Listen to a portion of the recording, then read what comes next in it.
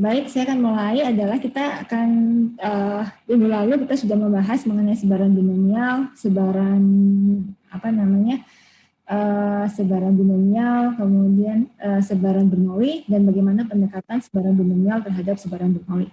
Nah, hari ini kita akan membahas tentang sebaran diskret yang lain, ya, yang mungkin sudah Anda kenal, yaitu multinomial distribution. Apa itu multinomial distribution, gitu ya? Di multinomial distribution ini kita akan membahas mengenai, jadi ini adalah multinomial distribution adalah generalisasi dari binomial. Kalau binomial kemarin kita hanya punya 2 kejadian biner sukses gagal, ya, merah kuning, laki-laki perempuan, gitu ya. Nah, kalau ini memungkinkan bahwa kita menghitung peluang lebih dari 2 outcomes. Jadi outcome itu kalau kita dulu belajar skala pengukuran itu ada nominal, ada ordinal, gitu ya. Dan tidak hanya terbatas pada binary random variable, tapi kita juga membahas mengenai ordinal dan nominal, gitu ya. Nah, kita berbicara misalkan kita membagi partisi itu tidak hanya 2 outcome, misalkan peluang terjadinya sukses sebesar P, maka peluang sukses itu adalah sebesar 1 P, gitu ya. Makanya kita bagi, bisa jadi banyaknya kejadian itu kita bagi menjadi 3 atau 4 outcomes dengan masing-masing peluangnya ada besar P1, P2, P3 dan seterusnya. Misalkan saya punya 3 outcomes, makanya misalkan peluang 3 outcome ini, maka peluang terjadinya kejadian secara bersama-sama ini disebut dengan fungsi keperluan peluang bersama antara perubahan acak X, Y, dan Z itu adalah dari banyaknya kejadian N faktorial dibagi dengan banyaknya kejadian X, ya, X faktorial, kemudian dibagi banyaknya kejadian Y faktorial dan banyaknya kejadian Z faktorial. Nah, kalau kemudian dikalikan, jika kejadian X itu sebesar P1, maka kejadian Y sebesar P2, ya, ada banyaknya P1 dipangkatkan sebanyak X dan P2 dipangkatkan sebanyak Y, sehingga kita bisa menghitung peluang ketiga. Kalau P1 plus P2 plus P3 sama dengan 1, maka peluang kejadian ketiga ini adalah 1 minus P1 dikurangi P2. Ya, kemudian dipangkatkan berapa banyaknya kejadian sukses tersebut. Jadi ini merupakan bentuk generalisasi dari sebaran binomial, gitu ya. Nah,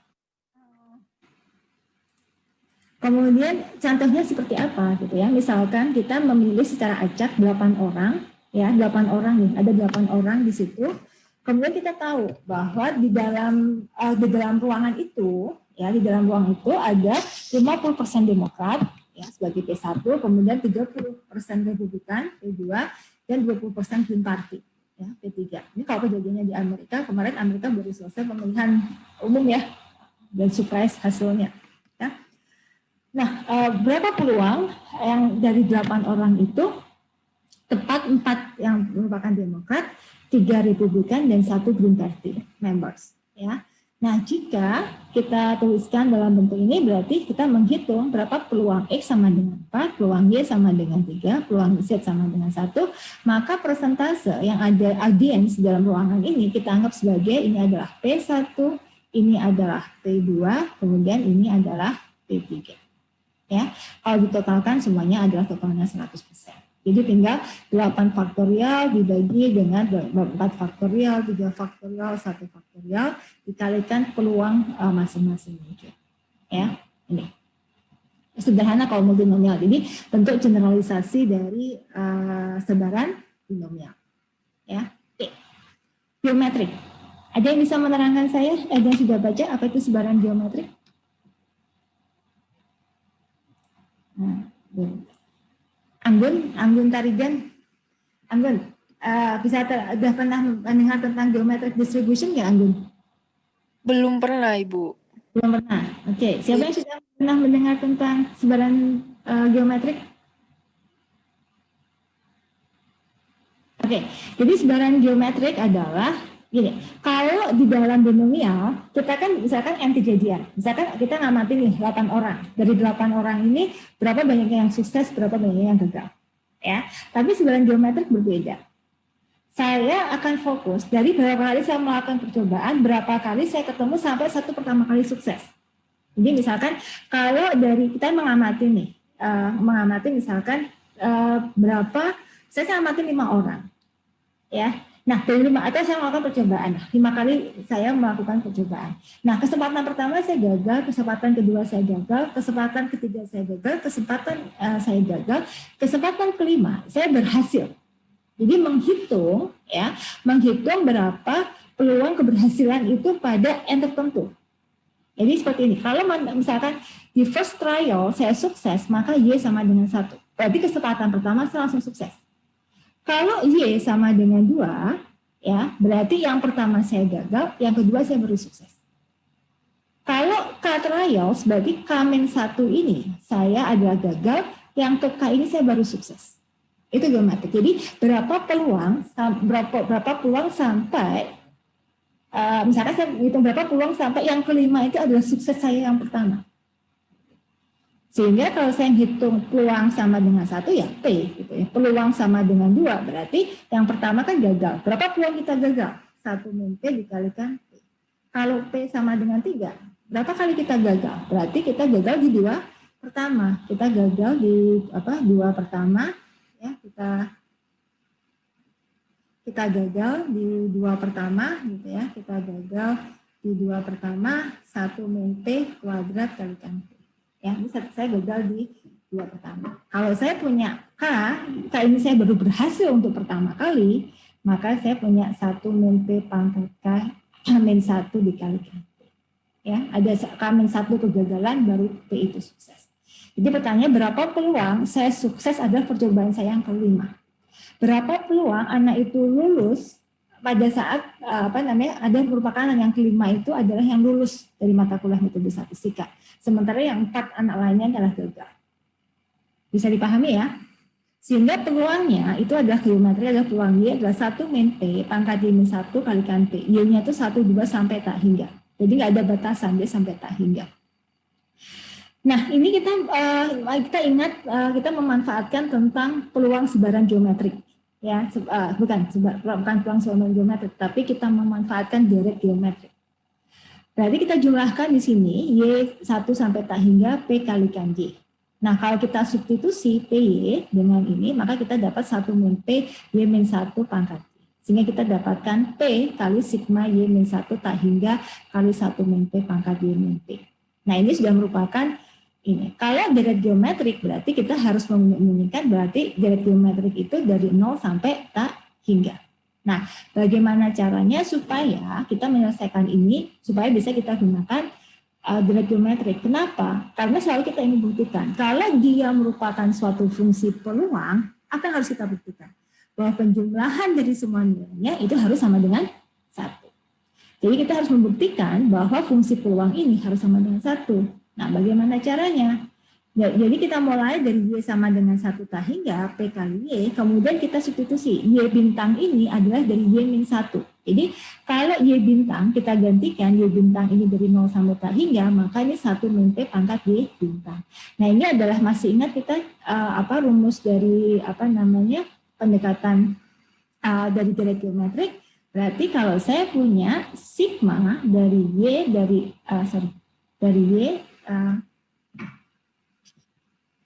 Y sama dengan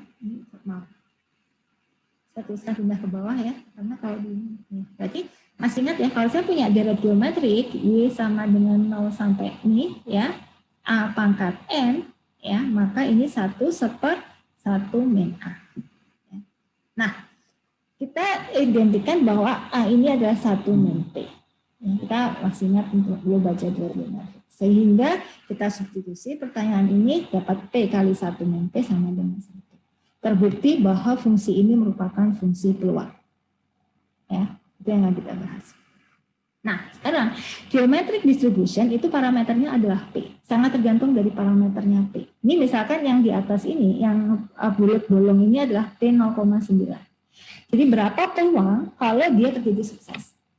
Jawaban pertama pasti peluangnya paling tinggi karena peluang terjadinya adalah 0,9. Tapi semakin turun, semakin sama dia akan semakin turun, semakin rendah.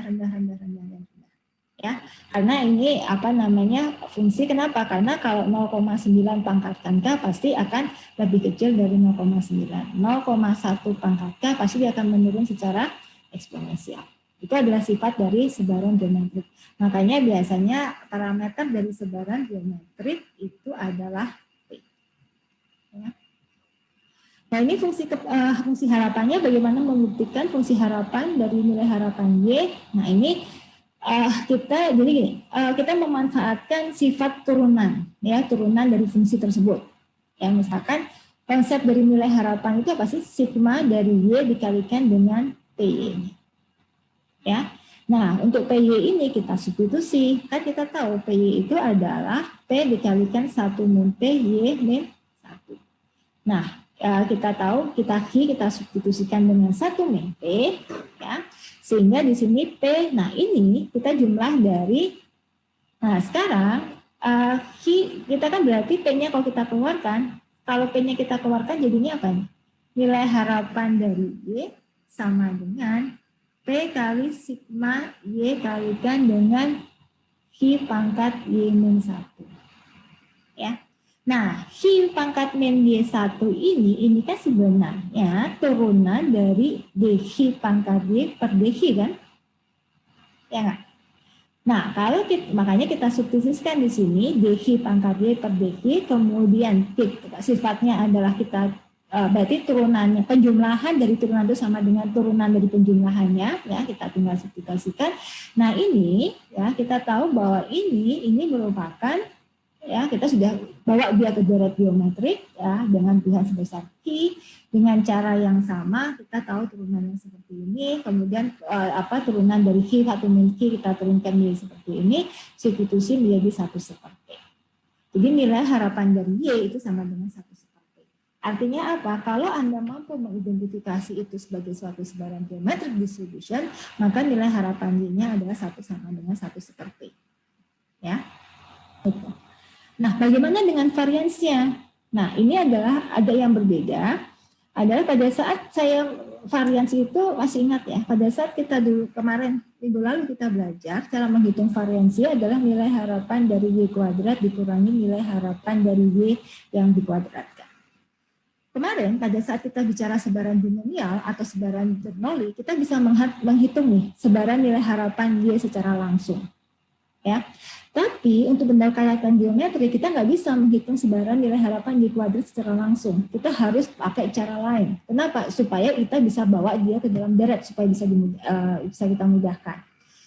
Nah, cara yang paling gampang adalah supaya kita dapat nilai harapan dari Y kuadrat adalah kita mencari dulu nilai harapan Y dikalikan Y min 1.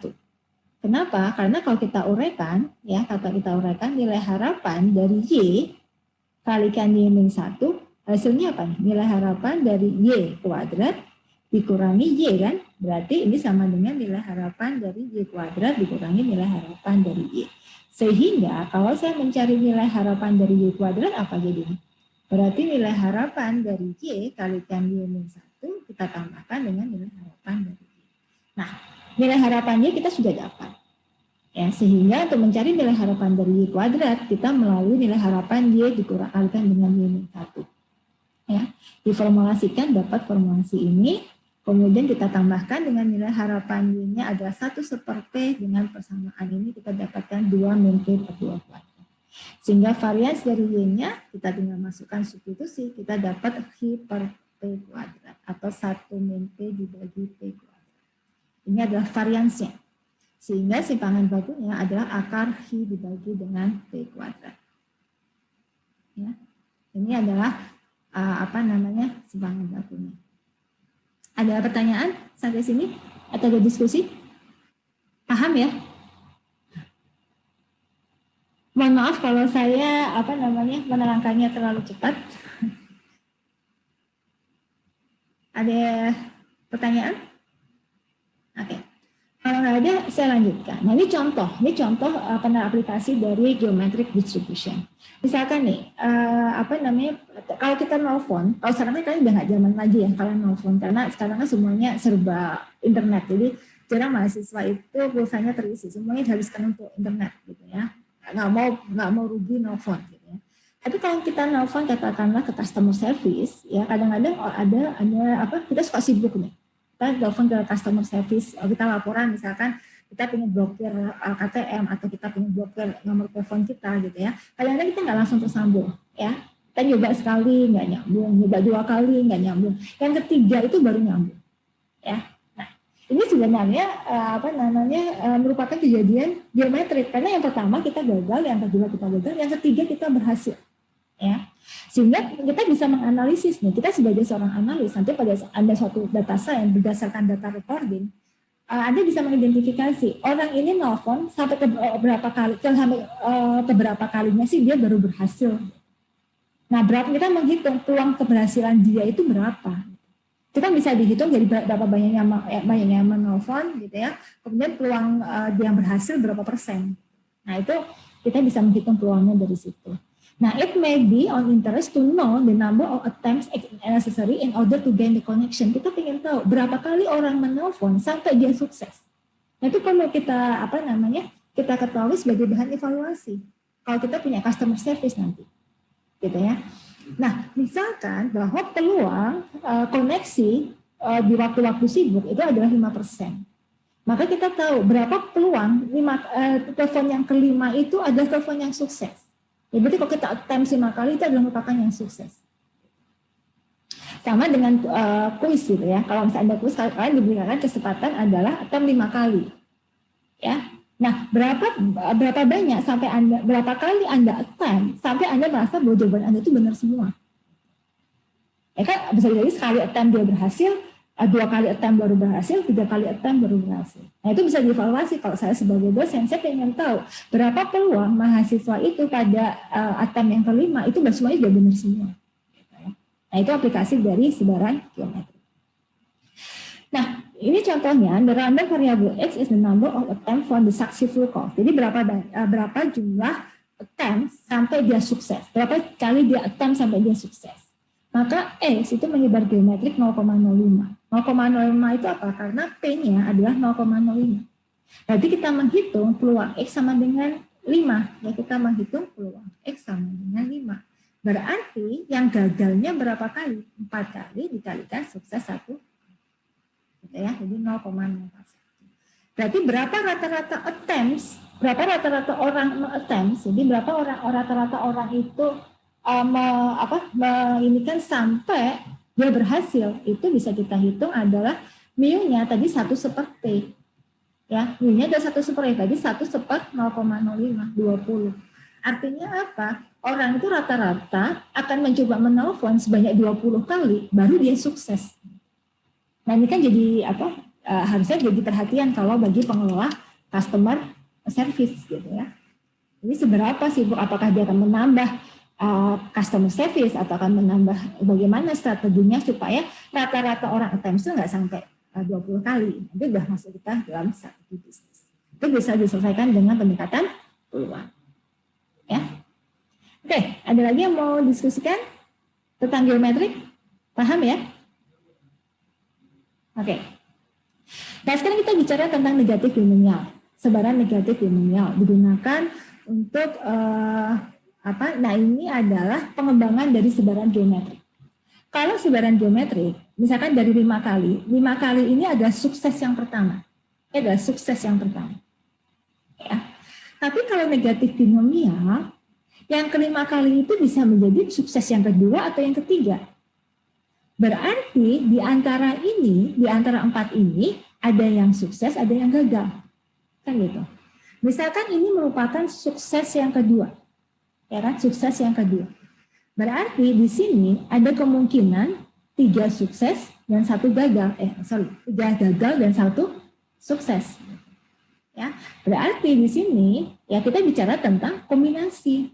Berapa kombinasi yang sukses? Jadi kita nggak tahu nih dari 4 ini di mana yang sukses. Bisa yang pertama, bisa yang kedua, bisa yang ketiga, bisa yang keempat. Sehingga formulasinya adalah kita mencari kombinasi ya dari berarti kalau ini saya mencari 4-1 ya, karena udah pasti yang kelima itu adalah yang sukses ya. Sehingga ini jadi Y-1 dibagi R-1 P pangkat R Ya ini berarti kan seharusnya P pangkat R min 1 kali 1 min P kali Y min R ini kan gitu ya. Jadi kenapa ini R? Karena ditambahkan dengan satu yang sukses. Ya, jadi extension dari geometri. Nah nanti silahkan Anda buktikan, tapi mulainya tidak dari satu lagi. Kalau tadi geometri kan 1, 2 sampai tak hingga. Tapi kalau ini mulainya dari R plus 1 sampai tak hingga. Karena bisa jadi sukses yang kedua, sukses yang ketiga, keempat, kelima, dan seterusnya. Karena sukses yang pertama itu dimiliki oleh sebaran geometri. Ya. Nah, nilai harapannya, silakan Anda buktikan bahwa nilai harapannya adalah R per P, dan variansinya adalah R dikalikan 1 min P dibagi P kuadrat. Ini adalah alokasi dari sebaran binomial. Ya. Nah ini jadi sebaran binomial, negatif binomial, parameternya 2, R dan P. R itu adalah banyaknya sukses, ya misalnya 5, yang 5 itu berapa kali kita sukses, kemudian P-nya berapa. Beda dengan binomial, kalau binomial itu adalah N. N itu adalah banyaknya seluruh percobaan kita berapa. Ya, itu adalah N. Tapi kalau negatif binomial, parameternya adalah R dan P. Ya, jadi kombinasi R dan P akan menentukan bentuk sebarannya seperti apa. Ya. Nah ini contohnya, misalkan kita ingin tahu bahwa seseorang itu misalkan melemparkan koin 3 kali. Kemudian berapa peluang bahwa semuanya akan muncul heads ya, or tail atau muncul tail pada saat lemparan kedua itu merupakan ya dari 5 kali lemparan. Jadi kalau 3 kali lemparan itu ya from the second time on the 5 toss. Jadi merupakan jadi berapa peluangnya. Jadi kalau muncul 3 kali, 3 kalinya dari 5 kali lemparan secara berturut-turut, itu kan peluangnya berarti 1/8 tambah 1/8 berarti peluangnya adalah 1/4. Ya. Nanti di sini peluangnya adalah kalau saya punya 5 kali ini merupakan sukses yang ketiga. Sukses yang kedua. Ini sukses yang kedua. Ya. Berarti kombinasinya bisa sukses yang pertama, bisa yang kedua, bisa yang ketiga, bisa yang keempat. Ya. Nah, ini peluangnya semuanya ini adalah kalau ini peluangnya adalah 1/4, berarti peluang gagalnya berapa? 3/4, di sini adalah 3/4, 3/4 kalikan 1/4. Berarti di sini adalah 1/4 pangkat 2 dikalikan 3/4 pangkat 3. Ada berapa kemungkinan? Ada 4 kemungkinan. Jadi 4 kali 1/4 pangkat 2 dikalikan 3/4 pangkat 3, maka ini hasilnya adalah 27/1024. Ya. Nah, makanya totalnya total dan peluang bahwa all heads or all tails on the second time, jadi muncul di sini adalah ketiganya ini adalah merupakan muncul tiga-tiganya adalah angka semua gitu ya, kemudian atau tail semua dari 5 kali kita melemparkan 3 keping mata uang itu ya, 5 kali pelemparan, maka peluangnya seperti ini. Nah ini kalau menyelesaikan ini dengan negatif binomial ya tadi seperti tadi saya sampaikan, berarti peluangnya ini P-nya adalah 1/4, ini adalah P, kemudian ini 1 min P-nya ya, pangkat 3, 2, kemudian kombinasi 41. Jadi peluangnya adalah sama, 0,105. Kalian bisa menggunakan ini untuk identifikasi masing-masing, Anda jabarkan satu persatu, atau Anda gunakan pendekatan dan negatif binomial. Nah ini aplikasi lainnya, jadi perusahaan minyak ya, jadi juga tahu gitu misalkan untuk pengeboran minyak gitu ya, peluang misalkan dia ngebor minyak kan belum tentu sumur-sumur minyak itu kalau dibor belum tentu mengeluarkan minyak gitu ya. Jadi dia pengen tahu nih ya dari misalkan dia gali sumur yang kelima. Sumur yang kelima itu merupakan 2 yang sukses gitu ya. Setelah dia menggali. Berarti kan di antara 4 sumur yang lain bisa ada yang sukses, bisa yang tidak ya aplikasi. Jadi misalkan peluang sukses menggali adanya minyak di suatu sumur ya, sumur minyak itu adalah 0,3. Misalkan perusahaan tersebut ada dia mengadakan series penggalian sumber minyak, dan sumur itu merupakan 3 yang sukses. Berapa peluang sampai kita dapatkan 3 yang sukses, ya, dari graf ini. Sehingga yang ke-8 ini, misalkan dia gali sumur yang ke-8. Sumur yang ke-8 ini adalah 3 yang sukses, gitu, ya. Nah, sehingga kita bisa menggunakan 0,0953. Kemudian berapa peluang bahwa yang ketiga itu sukses kalau dia merupakan penggalian yang ke-20, gitu ya. Jadi, nah kita lihat semakin banyak penggaliannya, maka peluang suksesnya itu akan semakin kecil. Nah, berapa rata-rata penggaliannya? Berarti ini 1/T, ya, 1/0,3. Jadi berapa dia nanti harus menggali supaya dia dapat sukses minyaknya. Ya. Oke. Jadi berarti dia harus menggali, rata-rata dia harus menggali dulu 10 lubang minyak, baru akan menghasilkan offset. Nah, ini kalau suatu perusahaan minyak pasti akan mengevaluasi ini untuk menentukan, karena untuk mengebor minyak itu juga butuh biaya. Nah, mereka akan menghitung berapa ongkos produksinya dibanding dengan ongkos benefit yang mereka dapatkan. Nah, ini analisa yang dipakai dengan pendekatan peluang untuk beberapa perusahaan. Ya. Nah, terkait Poisson distribution, saya harapkan nanti silahkan Anda baca sendiri ya untuk Poisson distribution, silahkan pelajari, terus nanti kita diskusikan di grup WA. Karena waktunya sudah habis. Sebelum saya akhiri, apakah ada pertanyaan terkait dengan multinomial, negatif, binomial, dan geometrik? Saya rasa kemarin juga sudah ada ya video dari Bu Ani, dan saya harapkan itu juga mampu menambah wawasan atau pengetahuan Anda mengenai peluang. Oke, baik. Ada pertanyaan atau ada diskusi? Oke. Ya, baik. Kalau tidak ada, saya cukupkan sampai atas kebersamaannya.